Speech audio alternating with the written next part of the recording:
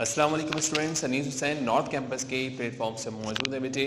और हम जो है यहाँ पे डिस्कस करने जा रहे हैं इस वक्त first year chemistry chapter number 3 का पार्ट नंबर 6 हम डिस्कस करने जा रहे हैं।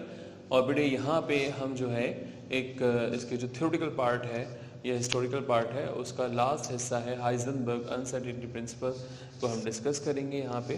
और हम इसके बारे में पढ़ेंगे कि जो है ये क्या है, ठीक है। बेसिकली ये प्रिंसिपल आने की वजह बनी जो डिब्रॉय या डिब्रोगली जो थे उन्होंने जो है जो कॉन्सेप्ट दिया था डुअल नेचर ऑफ पार्टिकल्स का, micro particles like electron, proton, neutron and atoms from molecules का। तो उस बेसिस के ऊपर जो है बेटे ये हमारे पास जो है हाइजेनबर्ग प्रिंसिपल हमारे सामने आता है। और बेटे ये जो प्रिंसिपल है ये बिल्कुल ही कॉन्ट्रडिक्शन रखता है बोहर्स थ्योरी से। और यहाँ पर जो है आप कह सकते हैं कि बोहर्स थ्योरी में जो सर्कुलर ऑर्बिट्स का कॉन्सेप्ट दिया गया था, ठीक है, उस कॉन्सेप्ट को जो है ये इनवैलिड करता है, ठीक है। वो किस तरह से करता है आप डिस्कस करना शुरू करते हैं हम लोग यहाँ पे।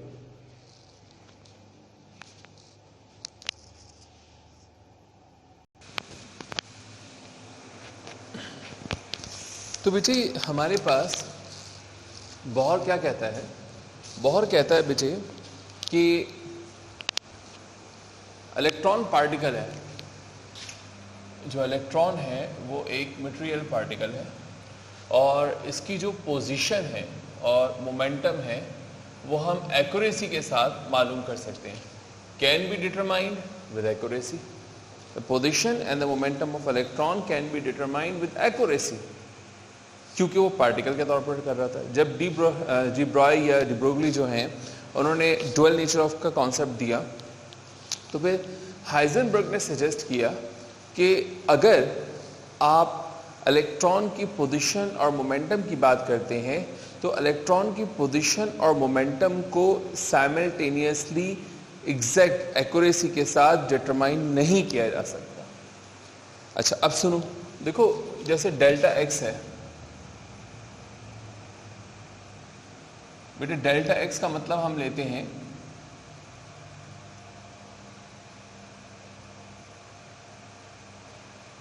अनसर्टेनिटी इन पोजीशन।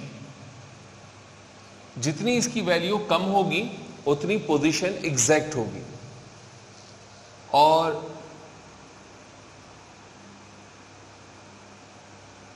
डेल्टा पी का मतलब हम लेते हैं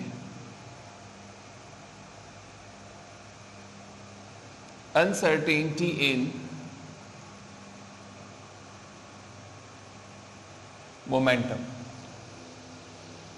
राइट, अनसर्टेनिटी इन मोमेंटम। यानी कि हमारे पास जितनी जो है बेटे डेल्टा पी की वैल्यू कम होगी मोमेंटम में उतनी ज़्यादा जो है हमारे पास जो है वो एक्यूरेसी होगी। अच्छा अब हाइजेनबर्ग साहब ये कहते हैं कि भाई डेल्टा एक्स और डेल्टा पी का रिलेशन कुछ ऐसा है कि अगर इसकी वैल्यू बहुत कम है यानी कि ये एक्यूरेट है तो बेटे इसकी वैल्यू जो है वो बहुत ज़्यादा होगी। या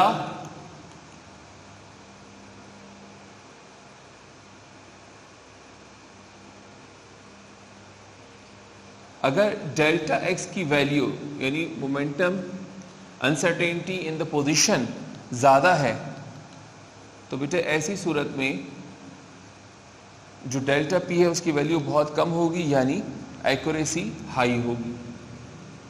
यानी एक वक्त में हमारे पास दोनों एक्यूरेट नहीं हो सकते। अब ऐसा क्यों होता है सुनो, देखो फर्ज करते हैं कि ये एक इलेक्ट्रॉन है, राइट, और इस इलेक्ट्रॉन के ऊपर मैं इसको देखना चाहता हूँ, इसकी पोजीशन मालूम करना चाहता हूँ और इसका जो है मोमेंटम मालूम करना चाहता हूँ। तो बेटे मैं फॉर एग्जांपल यहाँ पे विजिबल लाइट यूज कर लेता हूँ। What I am using here is the visible light. तो बेटे अगर मैं यहाँ पे विजिबल लाइट इस पर थ्रो करूँगा तो विजिबल लाइट वर्क नहीं करेगी, क्योंकि विजिबल लाइट का जो वेवलेंथ है बेटे, वो हमारे पास वेवलेंथ की जो रेंज है वो इलेक्ट्रॉन के डायमीटर से बहुत बड़ी है, तो लिहाजा यहाँ पर ये काम नहीं करेगी। तो इससे फिर हम इसको कैसे देख सकते हैं? अब हम देखते हैं इलेक्ट्रॉन, ठीक है। अब मैं यहाँ पे एक्सरेज को यूज कर रहा हूँ।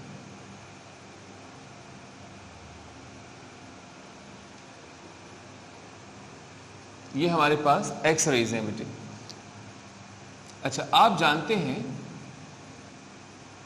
कि जो एक्सरे है, ठीक है, इसकी फ्रीक्वेंसी हाई है, और बेटे फ्रीक्वेंसी हाई है तो जो हमारा फोटोन होगा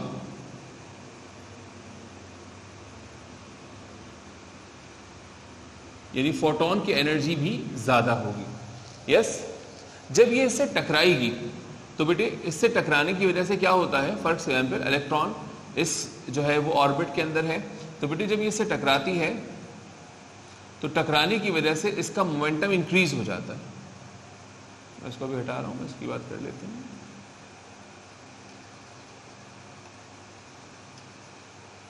तो इसका मोमेंटम क्या हो जाएगा, इंक्रीज हो जाएगा, इसकी एनर्जी बढ़ जाएगी, और एनर्जी बढ़ जाएगी तो बेटे जो हमारे पास यहां पर दो वैल्यूज आएंगी, डेल्टा एक्स की वैल्यू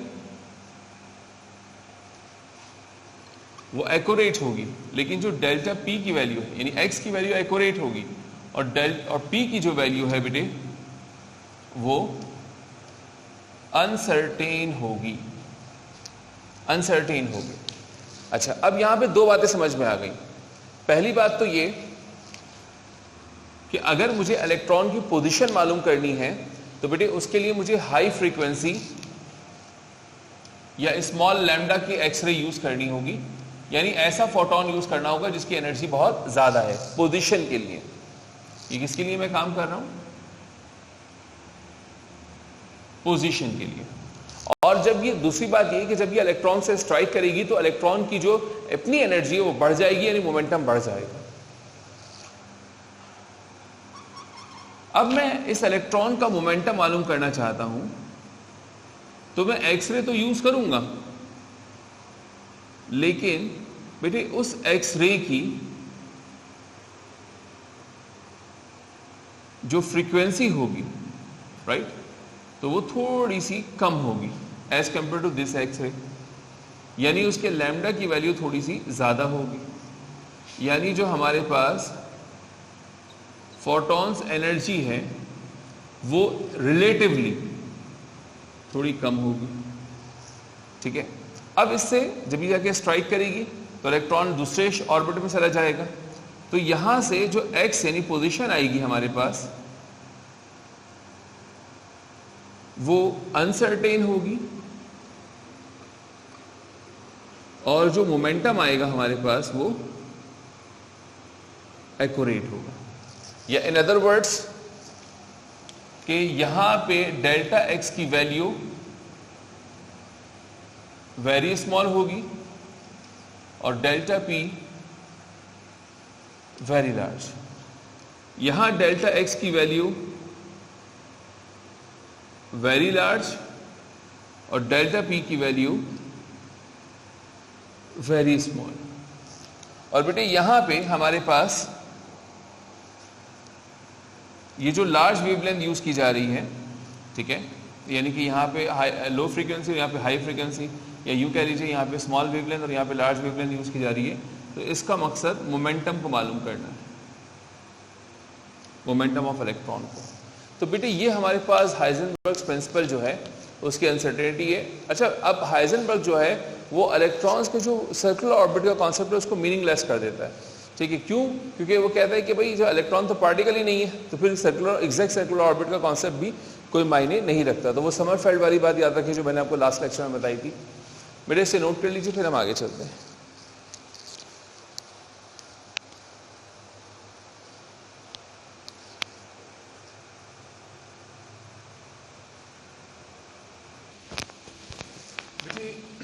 ऑर्बिटल हम किसे कहते हैं? ऑर्बिटल अराउंड द न्यूक्लियस एक ऐसा हमारे पास जो है रीजन है, एक ऐसा स्पेस है, एक ऐसा एरिया है कि जहाँ पे probability of finding electron maximum होती है।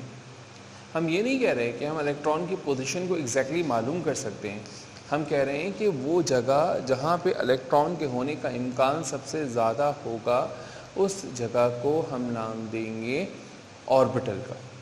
ठीक है, अब देखो यहाँ पे कि the volume of space in which there is 95% chance of finding an electron is called atomic orbital। तो इसे हम atomic orbital का नाम देते हैं जहां इलेक्ट्रॉन के पाए जाने का इम्कान बहुत ज़्यादा हो, 95% जो है probability of finding electron हो, तो उसे हम ऑर्बिटल का नाम देते हैं। अच्छा, अब कितने ऑर्बिटल्स होते हैं इसके बाद आगे जाके बात करेंगे, लेकिन सिर्फ ऑर्बिटल का कॉन्सेप्ट मैंने आपको दे दिया।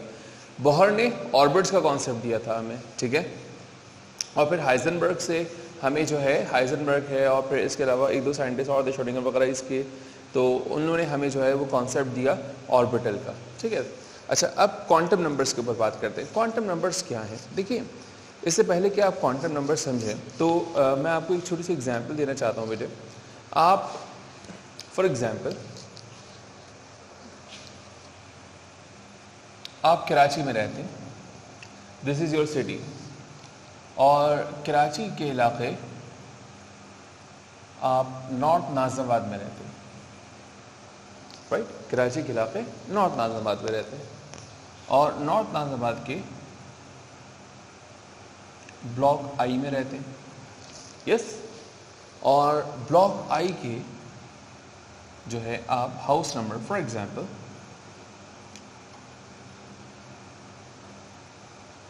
C65 3 में रहते हैं, यानी थर्ड रो और हाउस नंबर 65। तो Karachi, north Nazimabad, block I और C65, गॉट इट? बात समझ में आ रही है आप लोगों को?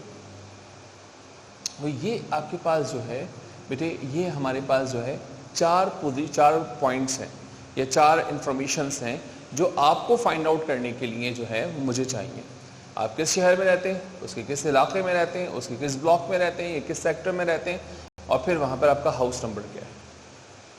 जिस तरह से आपको ये चार चीज़ें डिफाइन कर रही हैं या आपकी प्रोबेबिलिटी ऑफ फाइंडिंग बता रही हैं या आपकी मौजूदगी के बारे में बता रही हैं कि आपकी मौजूदगी यहाँ पर हो सकती है, बिल्कुल इसी तरह से इलेक्ट्रॉन की पोजीशन को डिस्क्राइब करने के लिए, इलेक्ट्रॉन की पोजीशन को आइडेंटिफाई करने के लिए चार चीज़ों की ज़रूरत होती है। उन चारों को नाम देते हैं क्वांटम नंबर्स का। वो चारों के चारों क्वांटम नंबर्स हैं। सो फिर सुन लीजिए एग्जाम्पल्स, राइट? हमारी लोकेशन के लिए इस तरह की चार इंफॉर्मेशन चाहिए। बिल्कुल इसी तरीके से इलेक्ट्रॉन की लोकेशन फाइंड आउट करने के लिए, इलेक्ट्रॉन की लोकेशन बताने के लिए हमें चार चीज़ें चाहिए। उनको क्वांटम नंबर्स का नाम दिया जाता है। अब यहाँ देखें, an electron in an atom is completely describe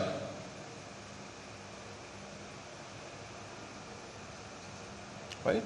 electron है, उसे डिस्क्राइब करना है with the help of 4 quantum numbers, और these quantum numbers specify the position of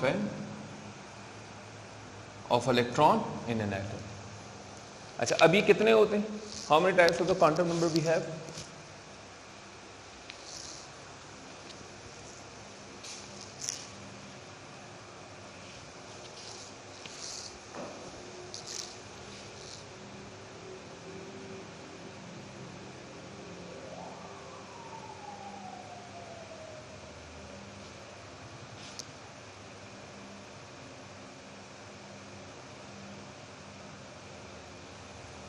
Types of quantum numbers.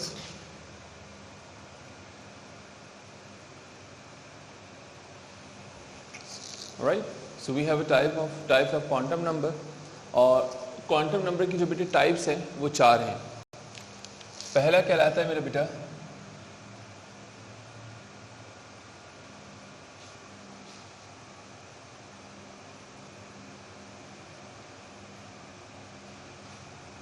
Principal quantum number, इसको हम n से represent करते हैं। सेकेंड है एजिम्थल क्वांटम नंबर,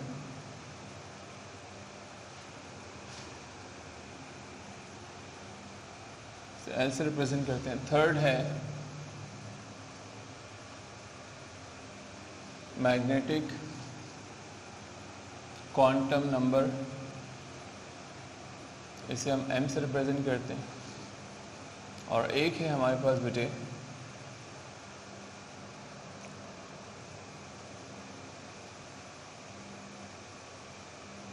स्पिन क्वांटम, इसे हम s से रिप्रेजेंट करते हैं। बेटे इसे नोट करो, फिर आगे चलते हैं।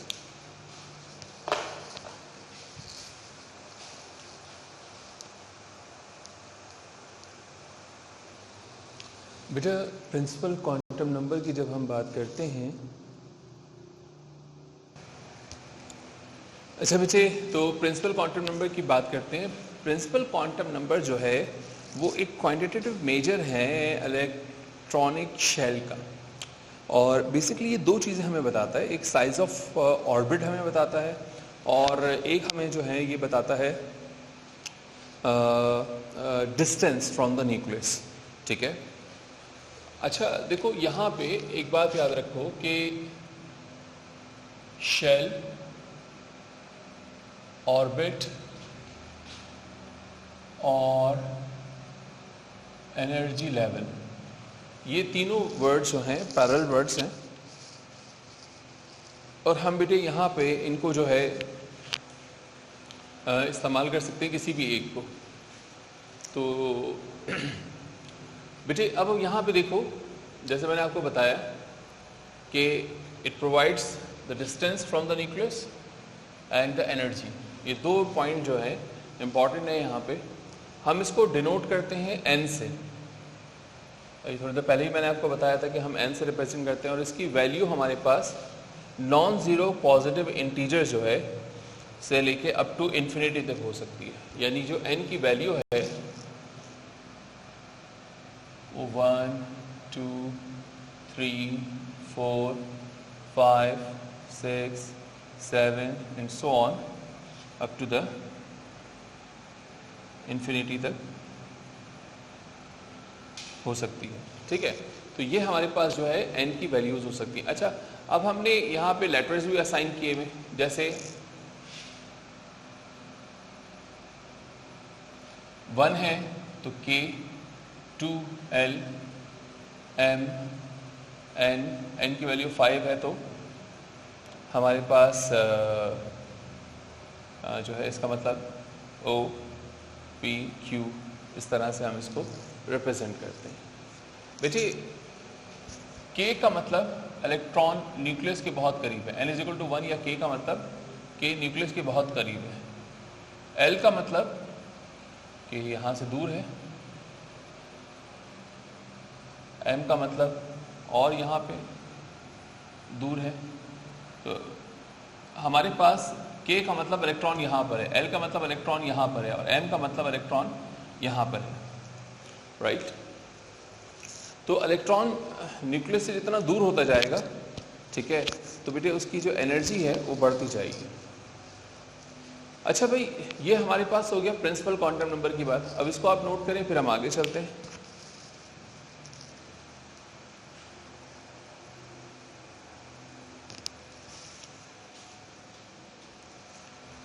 वेटिंग,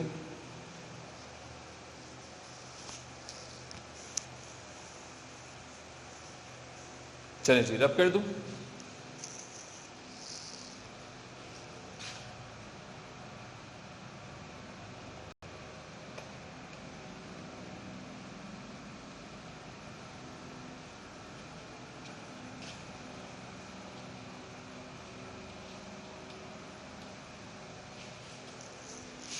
बेटा नेक्स्ट है हमारे पास एजिमुथल क्वांटम नंबर। बेटे एजिमुथल क्वांटम नंबर जो है वो हमारे पास डिफाइन करता है shape of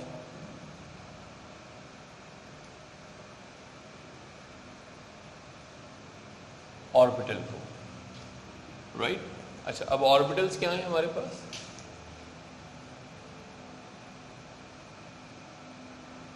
S P T F, इनके लिए सही लफ्ज़ है हमारे पास सब ऑर्बिट्स। ठीक है, तो जो है सब ऑर्बिट जो है वो हमारे पास ज़्यादा अच्छा लफ्ज़ है। अच्छा, अब इनकी शेप्स क्या हैं?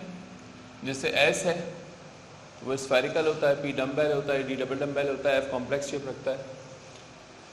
इसको हम डिनोट करते हैं स्मॉल एल से, और जो वैल्यू ऑफ एल है बेटे, it is 0, 1, 2, 3 and so on, right. अगर हमारे पास एल की वैल्यू 0 है तो इसका मतलब एस लिया जाएगा। अगर एल की वैल्यू 1 है तो पी, अगर एल की वैल्यू 2 है तो डी, अगर एल की वैल्यू 3 है तो एफ, राइट। बेटे इसी तरीके से एक और हमारे पास क्वांटम नंबर है which is known as third quantum number, it is known as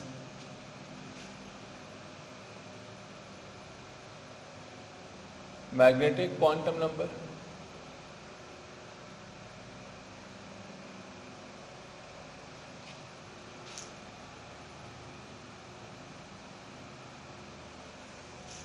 magnetic quantum number जो है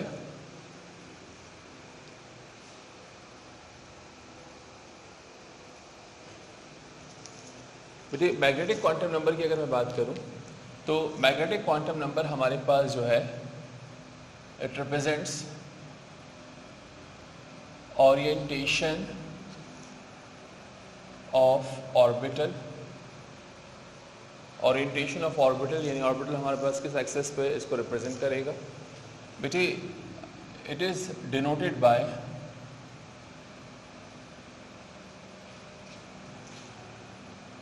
एम, इसको हम एम से रिप्रेजेंट करते हैं।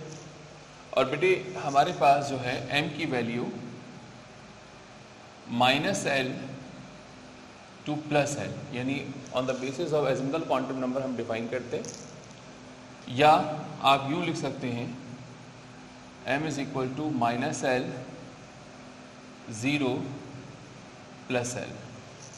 ठीक है बेटा, अब हम यहाँ पे देखते हैं f के लिए, जैसे f है तो f के लिए l की वैल्यू होती है हमारे पास 3, तो यहाँ पर जो m होगा, m की वैल्यू -3, -2, -1, 0, +2, +1,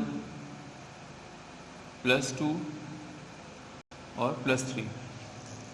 इसी तरह से अगर हमारे पास d है और dl इज इक्वल टू 2, तो m की वैल्यू -2, -1, 0, +1, +2।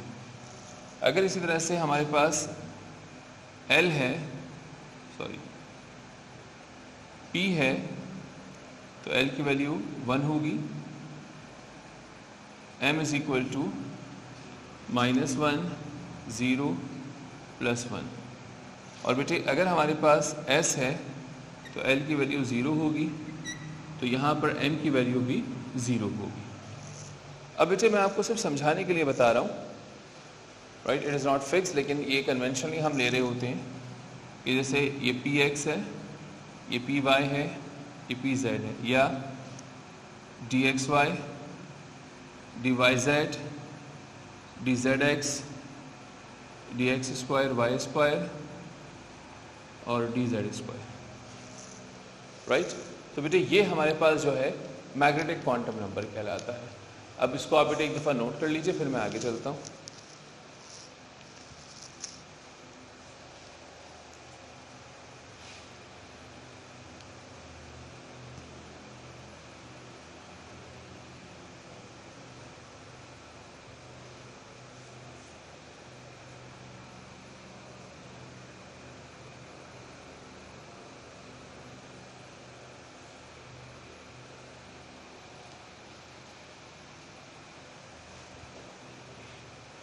चलिए जी, मिटा दें।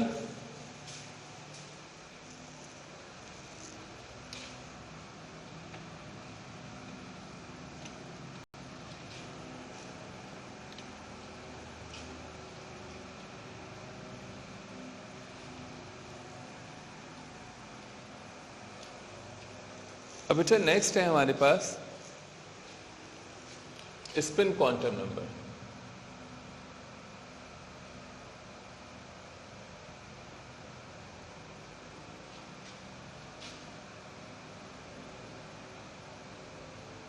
बेटे स्पिन क्वांटम नंबर की जब हम बात करते हैं तो स्पिन क्वांटम नंबर जो है वो स्पिन ऑफ इलेक्ट्रॉन हमें बताता है। It gives spin off electron, right. अच्छा, अब स्पिन दो हो सकती हैं हमारे पास, वो क्या है मैं बताता हूँ आपको, लेकिन पहले ये देख लें। It is denoted by S, इसको हम एस से डिनोट करते हैं। अच्छा, अब ये जो एस है हमारे पास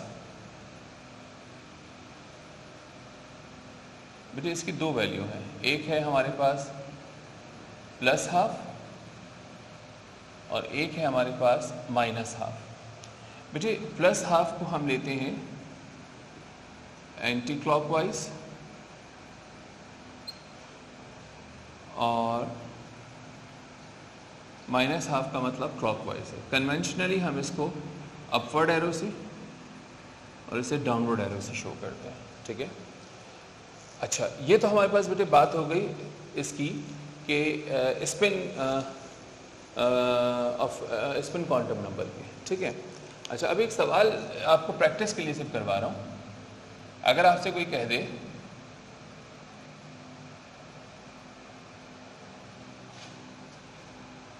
write 4 quantum numbers for 2 electrons of helium, तो 2 electrons of helium के लिए आप 4 quantum numbers लिखें। तो बेटा देखो, हीलियम की अगर मैं बात करूं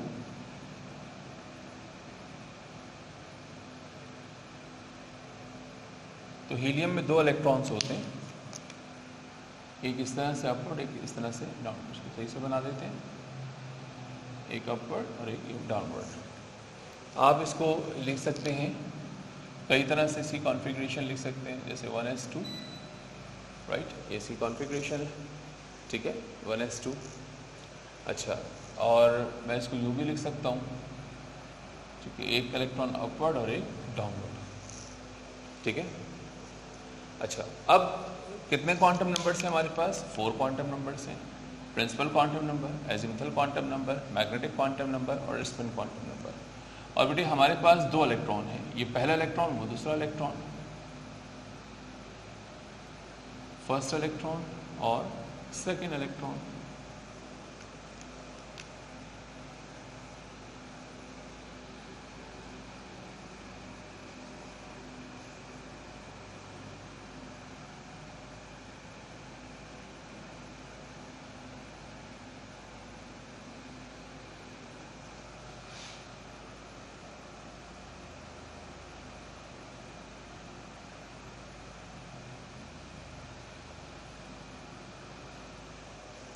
Look at this।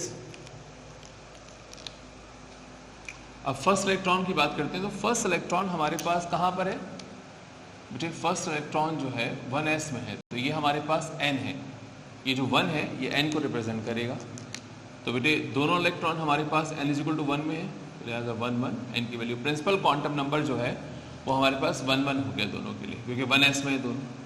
अच्छा, दोनों s में है, तो यहाँ से हमारे पास L की वैल्यू आएगी। तो फॉर S L = 0। अब बेटे एक जुमला चाहो तो तुम रट लो, चाहो तो उसको जो है मतलब जो है ना याद रख लो, जैसे भी कि if L = 0 then M must be 0। If L = 0 then M must be 0, ठीक है ना। अगर L की वैल्यू 0 है तो M लाजमी 0 होगा। अच्छा, एक इलेक्ट्रॉन अपवर्ड है, तो अगर एक इलेक्ट्रॉन अपवर्ड है तो S की वैल्यू यहाँ पे +½ फर्स्ट इलेक्ट्रॉन के लिए और सेकेंड इलेक्ट्रॉन के लिए -½ ठीक है। अब इसी तरह से यही काम मैं आपको होमवर्क दे रहा हूँ, आप लिथियम Z = 3 के लिए करके दिखाएं,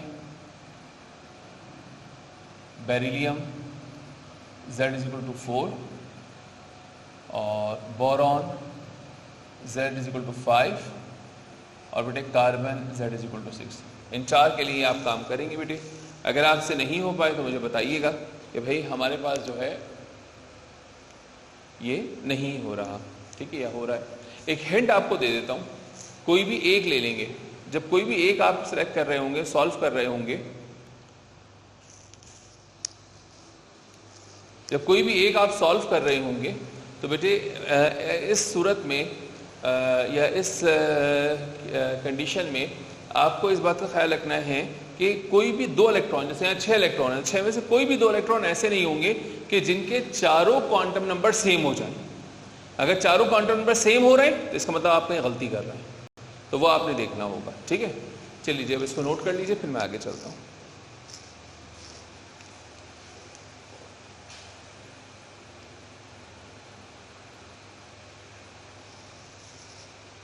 मिटा दूं?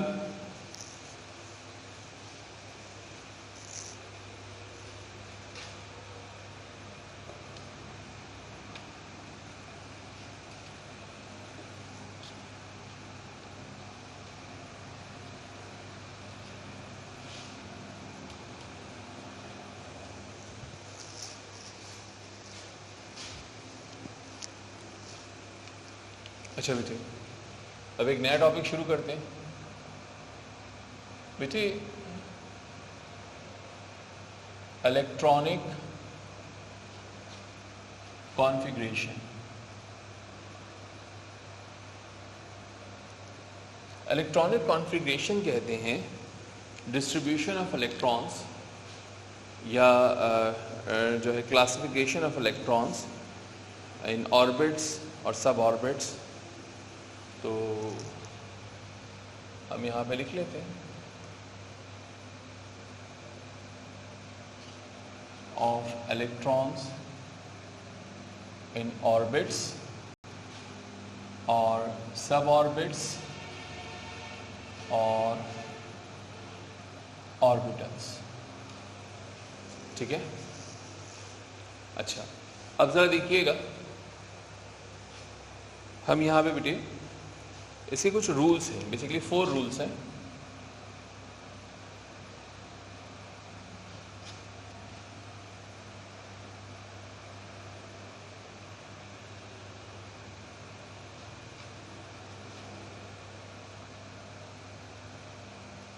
Rules for electronic configuration. और बेटे रूल्स फॉर इलेक्ट्रॉनिक कॉन्फ़िगरेशन जो है वो हमारे पास, उसमें सबसे पहला है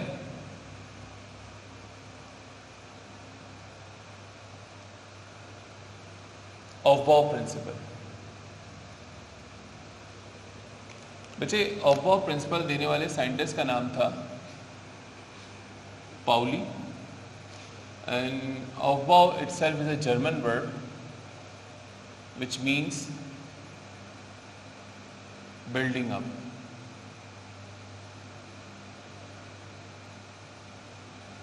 Which means building up, right?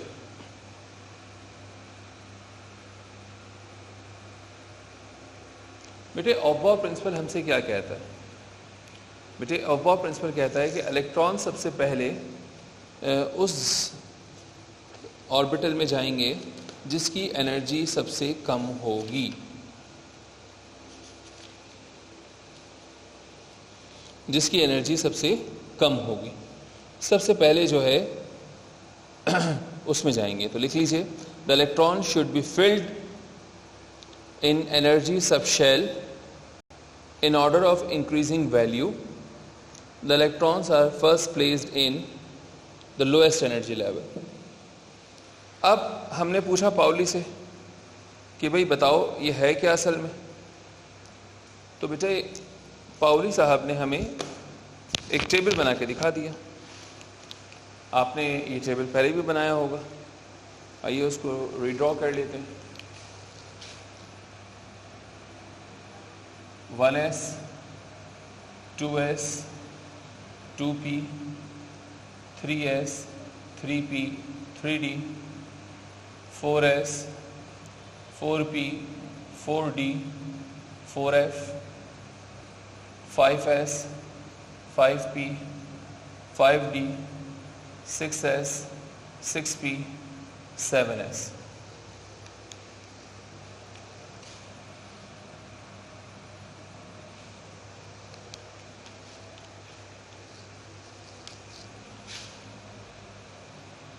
फिर हम बेटे इसको इस तरह से एक काम आप लोग किए हुए हैं।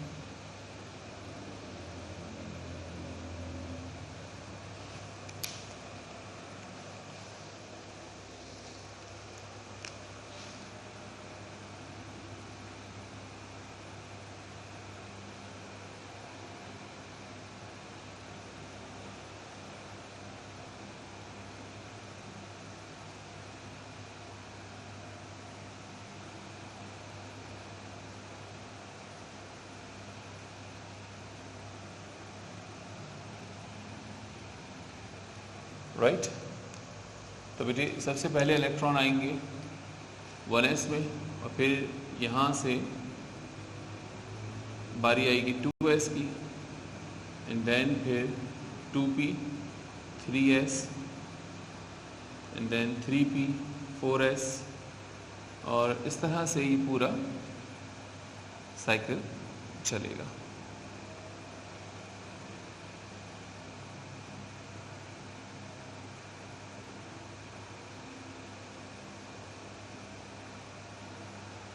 इन दिस वे बेटे ये जो आपको नज़र आ रहा है यहाँ पे, ये 7s, यहाँ पे इस वक्त इसकी एनर्जी मैक्सिमम है और 1s की एनर्जी जो है वो मिनिमम है। यानी सबसे पहले जो इलेक्ट्रॉन हैं वो हमारे पास 1s में आएंगे, 1s से फिर 2s में, फिर 2p, फिर 3s, फिर 3p, फिर 3d, फिर 4s, फिर 4p, फिर 4d। ठीक है, देखिए 4s, 3d, 4p, I am sorry ये मैंने 5s, 4d, 5s, and then 4d, फिर 4d के बाद अगला है हमारे पास 5p,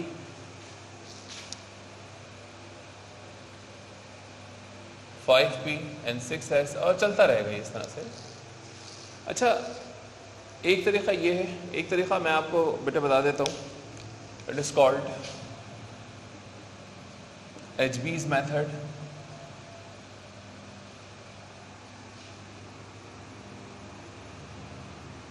बेटा स्कूल, स्कूल,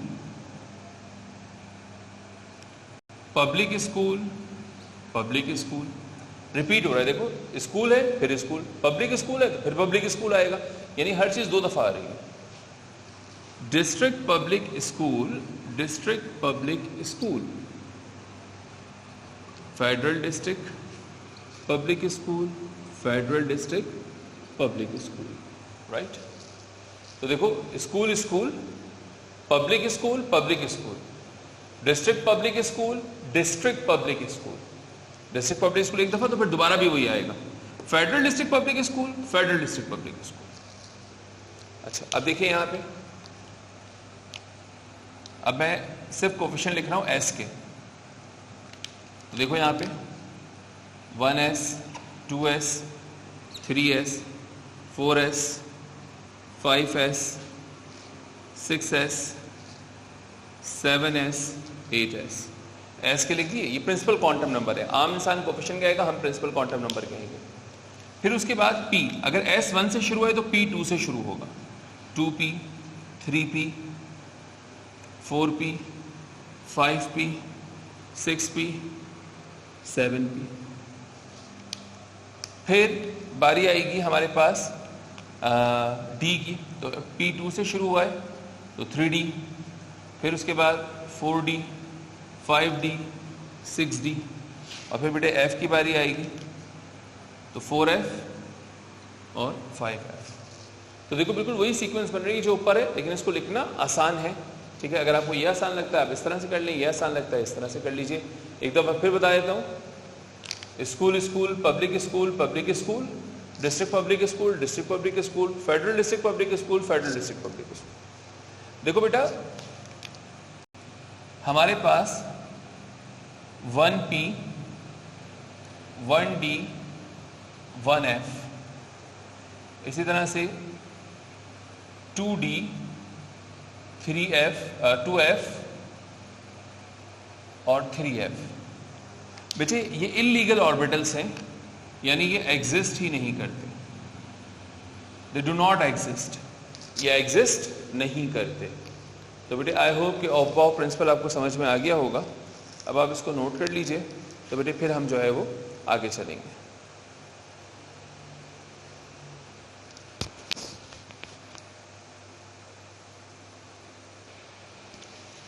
अच्छा बेटे, अब अगर मैं आगे चलूं तो नेक्स्ट है, इसको रब कर देते हैं।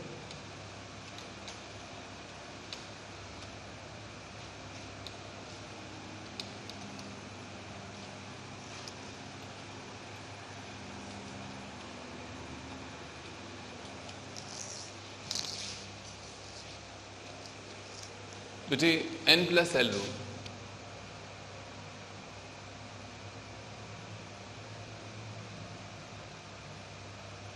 बेटा n+l रूल बहुत सिंपल है और बहुत ज़्यादा इफ़ेक्टिव है। n+l रूल कहता है कि अगर हमारे पास किसी दो ऑर्बिटल्स हैं और जिस ऑर्बिटल की वैल्यू कम होगी तो उसकी n+l की वैल्यू कम होगी, और जिस ऑर्बिटल की n+l की वैल्यू ज़्यादा है उसकी एनर्जी ज़्यादा होगी, और जिस ऑर्बिटल की n+l की वैल्यू कम है उसकी एनर्जी कम होगी। Let's suppose if we have the two orbitals having the equal energy, equal value of n+l। So अगर ऐसा हो जाए, यानी कि दो ऑर्बिटल्स हैं और उनके n+l की वैल्यू सेम है, तो बेटे जिसका n छोटा होगा उसकी जो है वो एनर्जी जो है वो कम होगी, ठीक है, उसकी जो है वैल्यू कम होगी। अच्छा जी, तो n+l जो है इसका स्टेटमेंट लिख लेते हैं पहले। तो बेटे मैंने आपकी आसानी के लिए यहाँ पर लिख दिया। वैसे अगर आप देखेंगे तो फर्स्ट ईयर केमिस्ट्री में चैप्टर नंबर 3 और पेज नंबर 105 के ऊपर ही लिखा हुआ है। अच्छा अब सुनो बेटा, फॉर एग्जांपल हमारे पास दो ऑर्बिटल्स हम ले लेते हैं। एक हमने ले लिया 3p एंड 3d, ठीक है, ये ऑर्बिटल हमने ले लिया 3p एंड 3d। अब हम यहाँ पे n+l रूल अप्लाई करने जा रहे हैं।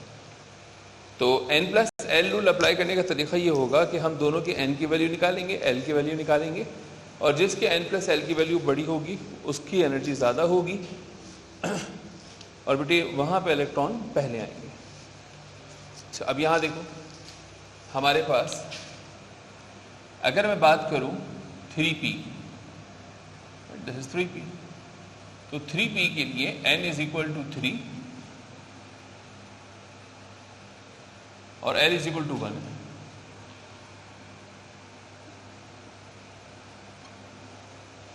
n = 3 and l = 1 है, तो n+l की वैल्यू कितनी हो गई यहाँ पे? It's 4,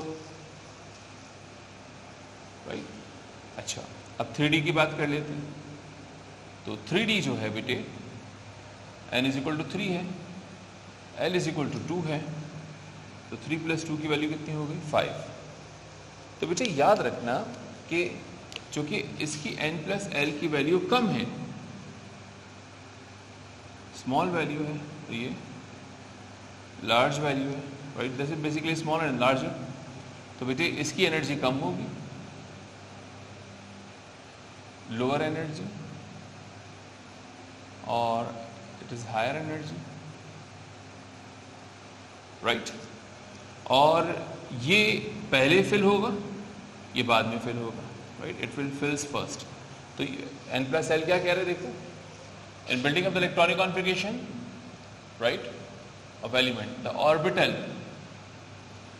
with the lowest value of n+l fills first।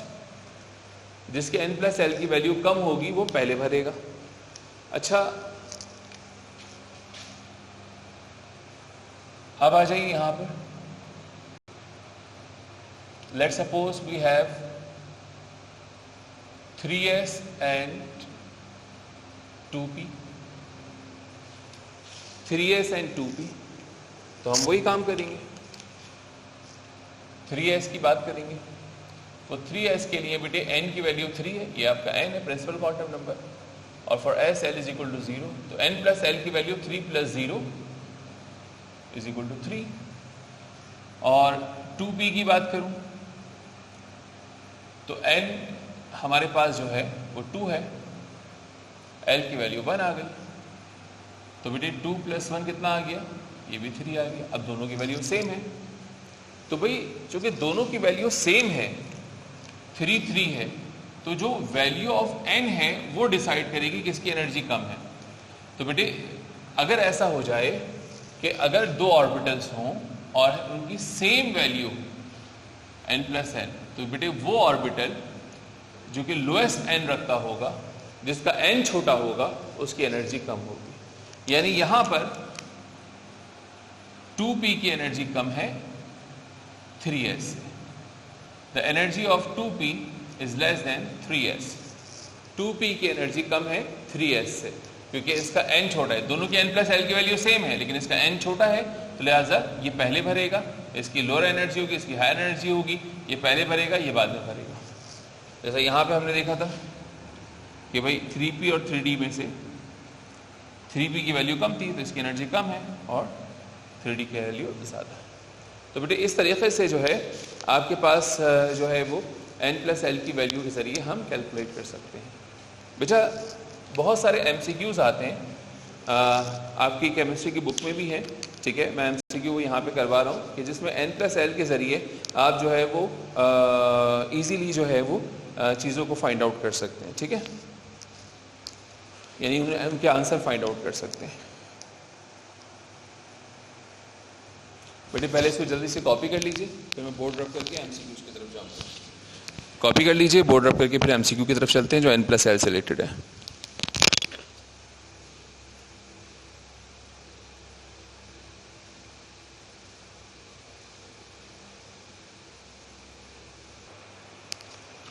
अच्छा बेटे, तो मैं आप ही की बुक से एक रेफरेंस दे रहा हूँ जो कि टॉपिक से रिलेटेड है।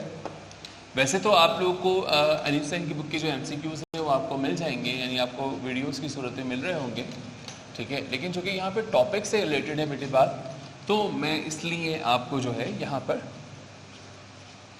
बता रहा हूँ। MCQ नंबर भी मैं आपको बता दूंगा, उसको यहाँ पर लिख भी दूंगा,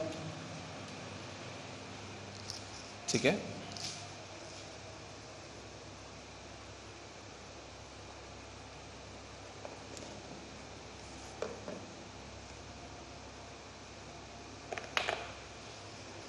देखो बेटा, ये आपके पास अनीस सैन की बुक है, ठीक है, बुक 1, और इसमें पेज नंबर मेरे पास डिफरेंट होगा, आपके पास डिफरेंट होगा यकीनन, तो मैं पेज नंबर तो नहीं बता रहा आपको, क्योंकि मेरे पास जो वर्जन है वो डिफरेंट है, डिफरेंट एडिशन है।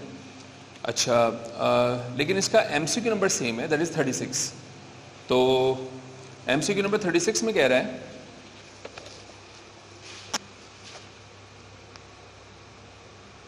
in MCQ number 36, among the following electron which has the highest energy?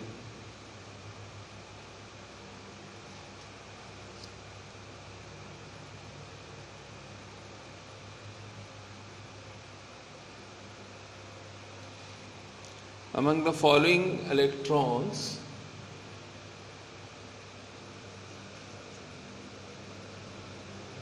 which has the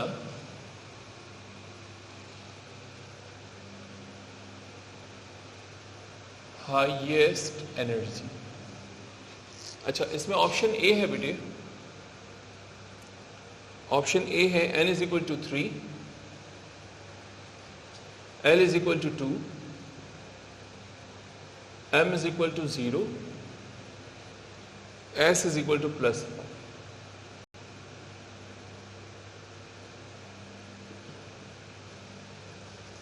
option B है बेटा n is equal to 4, l is equal to 0, m is equal to 0, S is equal to minus half. Option C है n is equal to 3, L is equal to 1, M is equal to 1,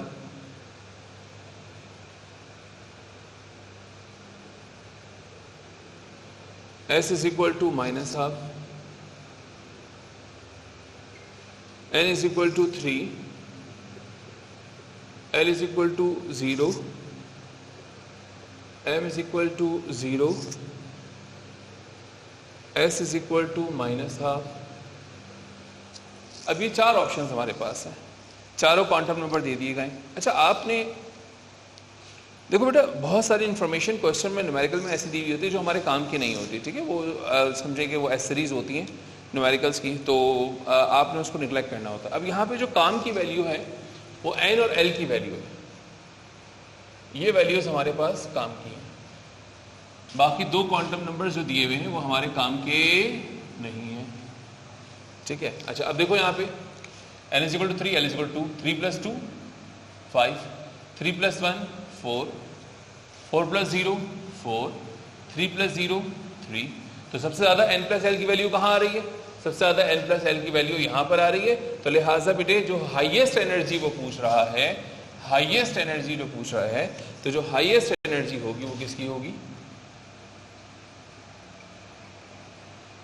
वो ए की होगी। बोलो भाई, बात समझ में आती है? जो हाईएस्ट एनर्जी होगी वो हाईएस्ट एनर्जी ए की होगी। चलिए, इसी तरह का एक और एमसीक्यू दिखाता हूं आपको बेटे।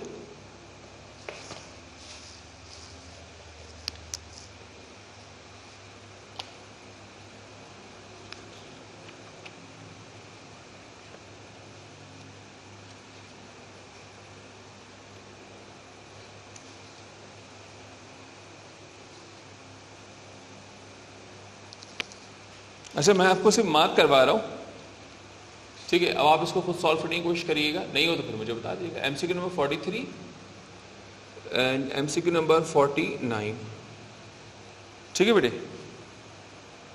तो ये आप लोग इस तरह से करने की कोशिश करेंगे, मुझे पूरी उम्मीद है इंशाल्लाह आप लोग कर लेंगे ये।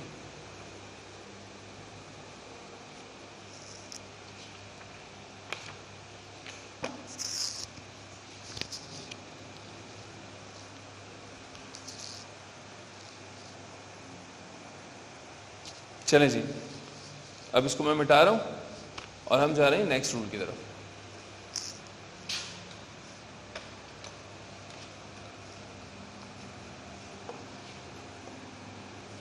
अच्छा बेटा, अब अगली बात सुन लो। एक और रूल है हमारे पास, और इस रूल को नाम दिया जाता है, ये जो रूल है हमारे पास, ये कहलाता है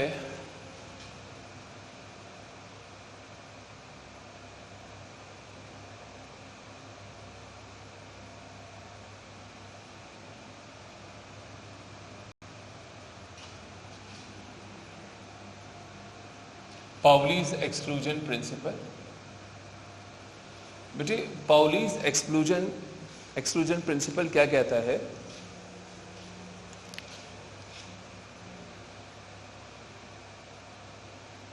In an orbital, maximum 2 electrons can be placed. एक ऑर्बिटल में मैक्सिमम 2 इलेक्ट्रॉन प्लेस किए जा सकते हैं। जैसे px है तो इसमें से 2 इलेक्ट्रॉन आ सकते हैं, py में 2 इलेक्ट्रॉन आ सकते हैं, या dxy है तो इसमें से 2 इलेक्ट्रॉन आ सकते हैं। या इसी बात को यूं कहा जा सकता है, no 2 electrons in an atom can have same set of 4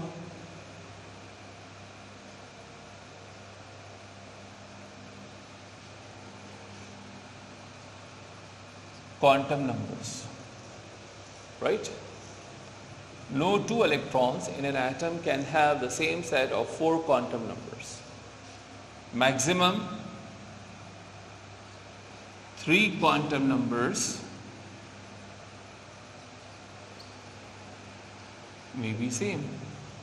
तो 3 क्वांटम नंबर जो है वो सेम हो सकते हैं।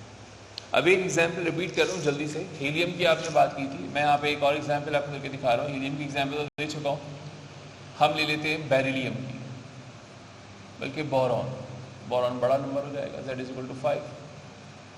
तो 1s2 2s2 2p1 ये हमारे पास है ना बेटा। और बल्कि मैं आपको दिखाता हूँ एक और एग्जाम्पल। ये तो आप लोग को होमवर्क दिया हुआ है ना, मैं नाइट्रोजन की एग्जाम्पल आपको दिखाता हूँ। थोड़ा और बड़ा कर लेते हैं इसको।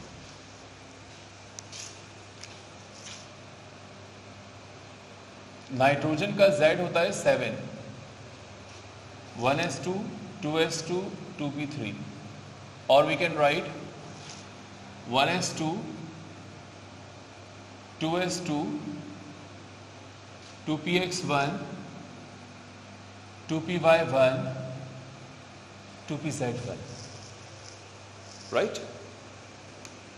अच्छा, अब देखिए यहाँ पे हमारे पास टोटल 7 इलेक्ट्रॉन्स हैं और 4 क्वांटम नंबर्स हैं हमारे पास, ठीक है।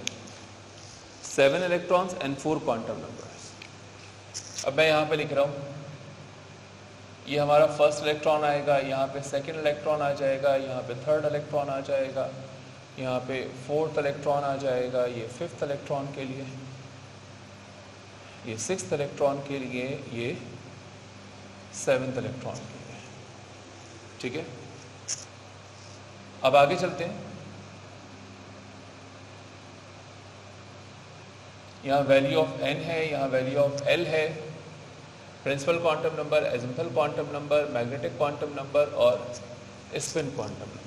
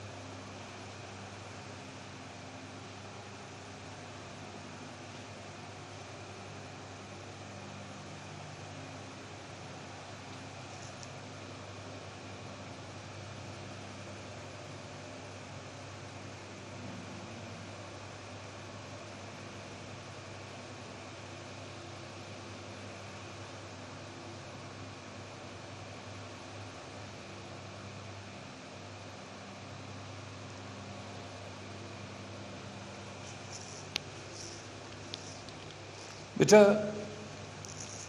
अब देखो यहाँ पे जो फर्स्ट 2 इलेक्ट्रॉन्स हैं, पहले सबके n लिख लेते हैं। 2 इलेक्ट्रॉन जो फर्स्ट 2 इलेक्ट्रॉन्स है वो यहाँ पर है, ठीक है। तो n की वैल्यू 1 और 1 हो जाएगी।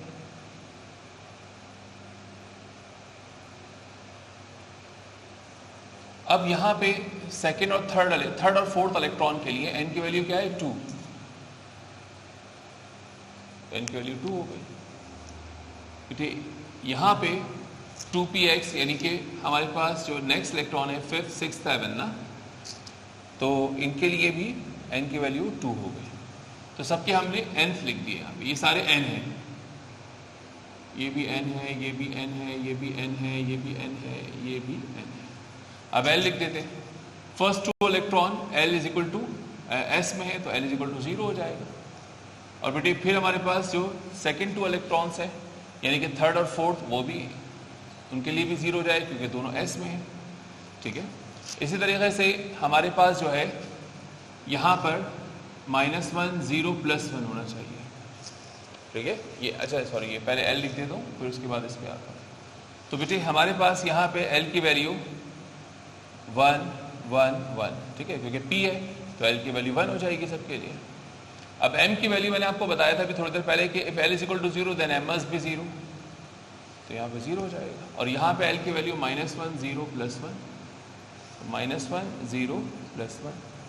अच्छा s की वैल्यू बेटे फर्स्ट इलेक्ट्रॉन अपवर्ड है +½ देन -½ फिर थर्ड इलेक्ट्रॉन अपवर्ड है तो +½ देन -½ फिर तीनों इलेक्ट्रॉन अपवर्ड है तो +½ ठीक है।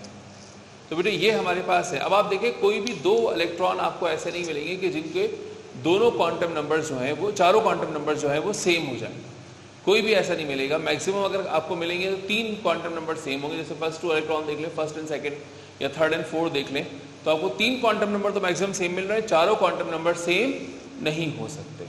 ऐसा सिर्फ उस वक्त हो सकता है कि जब आप वायलेशन करें, वायलेशन ऑफ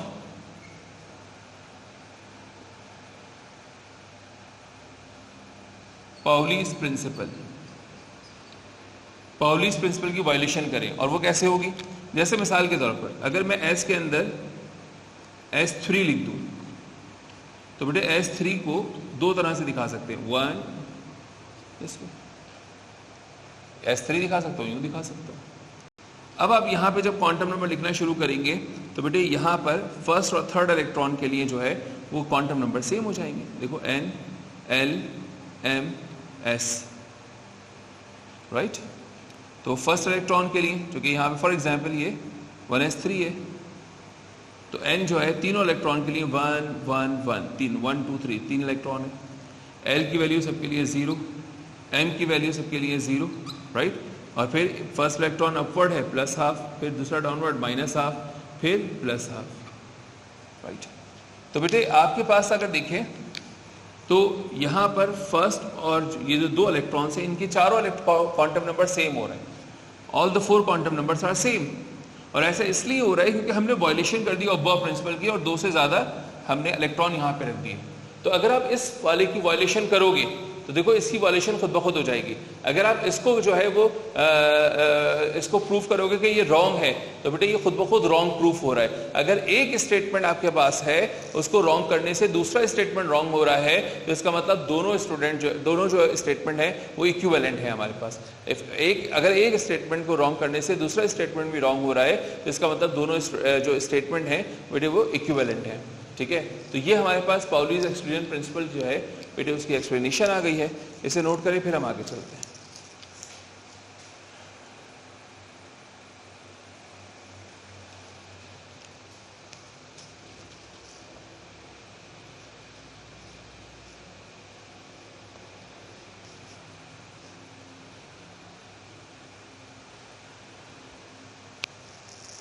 बिठा दो बेटे।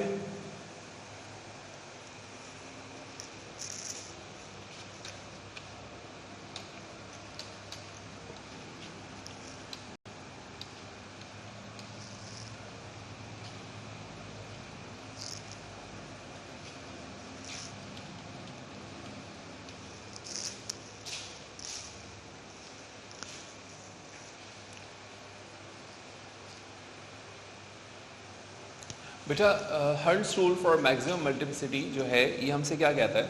बेसिकली 2 बातें कह रहा है कि electrons tend to occupy the orbital singly, try to occupy orbital singly. जब सिंगली सारे ऑक्यूपाई हो गए उसके बाद पेयरिंग शुरू हो जाएगी। अच्छा, और दूसरा पार्ट इसका ये है कि ग्राउंड स्टेट में इलेक्ट्रॉन्स जब ऑक्यूपाई कर रहे होंगे ऑर्बिटल्स को, सिंगली ऑक्यूपाई कर रहे होंगे तो उनकी स्पिन पैरेलल होगी। अब जैसे यहाँ पे एग्जाम्पल देखो, nitrogen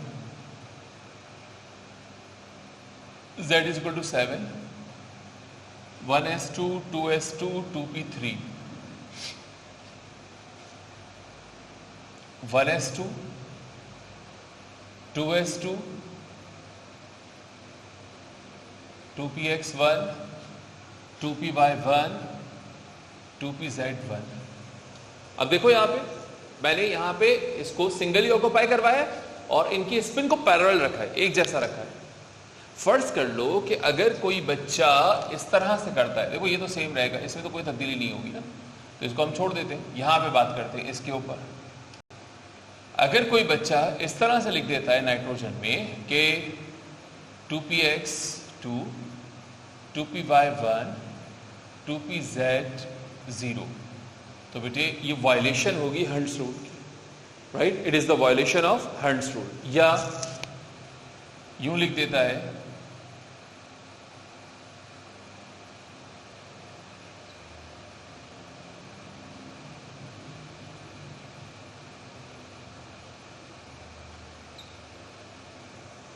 yes, so it is the violation of Hund's rule.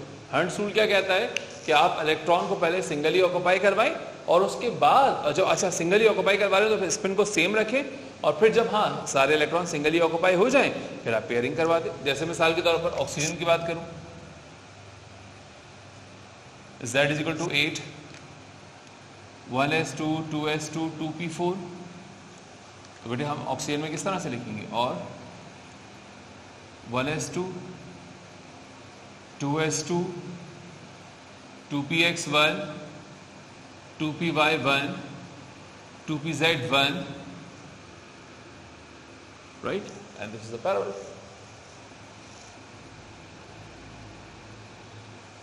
right? ये पैरेलल है हमारे पास, ठीक है। अच्छा अब देखो मैंने क्या किया कि मेरे पास टोटल 8 इलेक्ट्रॉन्स थे, p में 4 थे, तो मैंने रखा 1 2 3 और फिर अब अगला आएगा तो वो अपोजिट स्पिन के साथ आएगा। अब मिसाल के तौर पे कोई इसी कॉन्फ़िगरेशन को यूं लिख दे, देखो ये तो सेम रहेगा, बात हो रही है इसकी बात हो रही है कि वो लिख दे कि 2px2 2py2 2pz0, so it's a violation of the Hund's rule। या यूं लिख दे 2px1 2py1 2pz1, यहाँ पे लिख दे इस तरह से, यहाँ पेयरिंग कर दे और यहाँ ऐसे कर दे, that's a violation of Hund's rule, ठीक है। तो बेटे आपको ये पता होना, या यूं लिख दे मिसाल के तौर पर 2px1 2py1 2pz, अब ये इस तरह से लिख दे तो बेटे ये भी वायलेशन है हंट्स रूल की, ठीक है। तो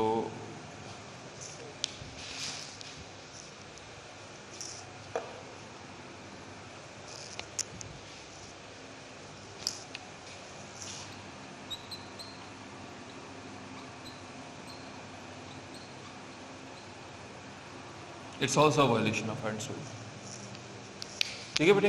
तो ये हमारे पास रूल्स फॉर इलेक्ट्रॉनिक कॉन्फ़िगरेशन खत्म हो गए। अब 3 टॉपिक और रह गए चैप्टर नंबर 3 के, वो भी खत्म हो जाएंगे, तो चैप्टर 3 हमारा पूरा हो जाएगा, ठीक है।